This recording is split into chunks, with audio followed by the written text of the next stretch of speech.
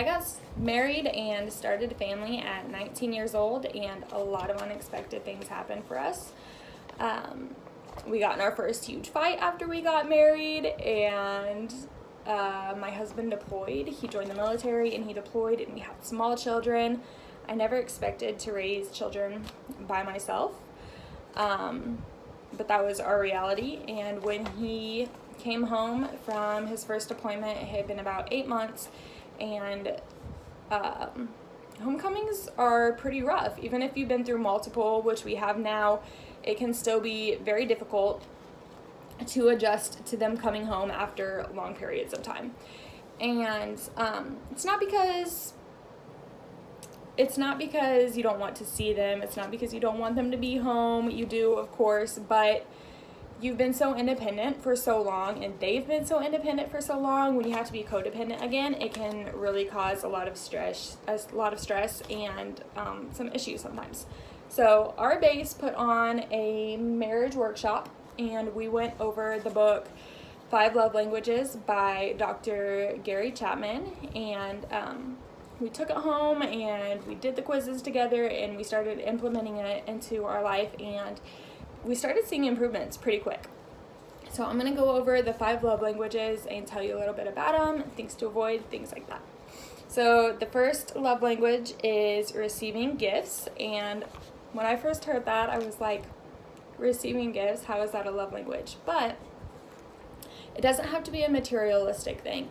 It can be something so small as long as it's thoughtful. If you're driving home from work and you stop to get gas, and your favorite drink is inside and your wife's favorite drink is inside, go and grab that drink for her and take it home. It could be something so small. It could even be something free. If you see a flower on the side of the road that is her favorite flower and you pick it and take it home, that is receiving gifts.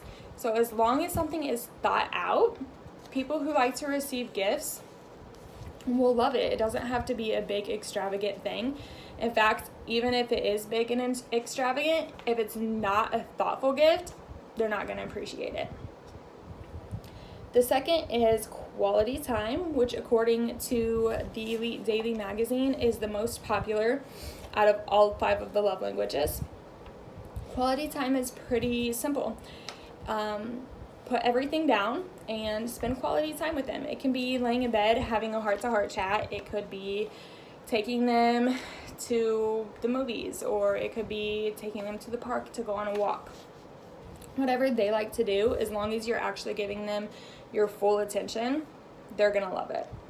And the next is words of affirmation, and this is actually my husband's love language. It's been a little bit hard for me to learn to do this one because I'm normally not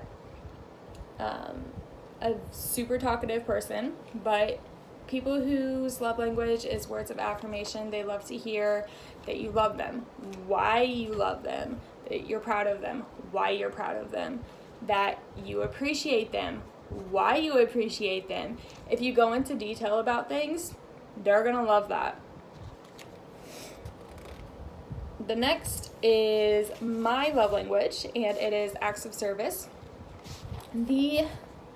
Probably my favorite thing in the world is when my husband gets up from watching a movie or something, and he comes and helps me with whatever chore I'm doing.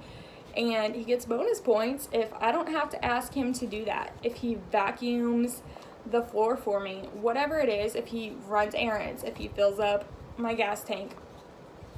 Acts of service for some people are huge. I would rather have him get up on Mother's Day and help the kids make me breakfast than to receive a gift on Mother's Day. Something that you should avoid with people whose love language is acts of service is laziness and making more work for them. There is nothing worse than spending the day cleaning and then going back into another room that you just cleaned and it being destroyed, which is really hard when you have little kids, but when you're an adult especially, you can avoid that for people who like acts of service. And last, we have physical touch, which is probably going to be the hardest for you to learn to implement into your life, because not everybody is touchy, and that's fine.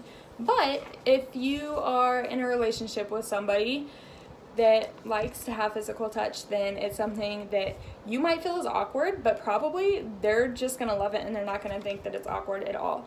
And it doesn't have to be somebody that you're in a significant other, a spouse, or a boyfriend or a girlfriend. It could be a mom, or it could be a best friend, and a hug or a pat on the back or holding hands or kissing. Whatever it is, physical touch is really important to a lot of people.